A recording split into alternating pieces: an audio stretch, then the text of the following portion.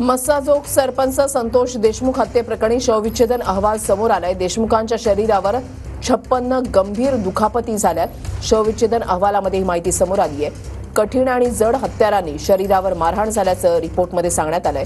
देशमुखांच्या मृत्यूचं कारण हॅमरेज, गंभीर दुखापतीमुळे शॉकनं मृत्यू झाल्याचं या अहवालामध्ये नमूद करण्यात आलंय। अंगावर काटाळणारा शवविच्छेदनाचा रिपोर्ट पाहायला मिळतोय। मस्साजोगचे सरपंच संतोष देशमुख हत्या प्रकरणाचा शवविच्छेदन अहवाल हा आता समोर आलेला आहे।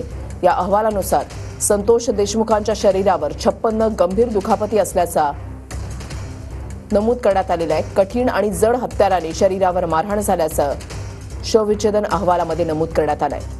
संतोष देशमुखांच्या मृत्यूचं कारण हॅमरेज आणि गंभीर दुखापतीमुळे शॉकनं मृत्यू झाल्याचं सांगण्यात आलंय। संतोष देशमुखांच्या डोक्यापासून ते पायापर्यंत जबर मारहाणीमुळे शरीरातच अतिरक्तस्राव झाला असं अहवालामध्ये नमूद झालेलं आहे। दोन्ही डोळ्यांना सूज आहे, मात्र अंगावर कुठेही फ्रॅक्चर नसल्याचा शवविच्छेदन अहवालामध्ये सांगितलं गेलंय।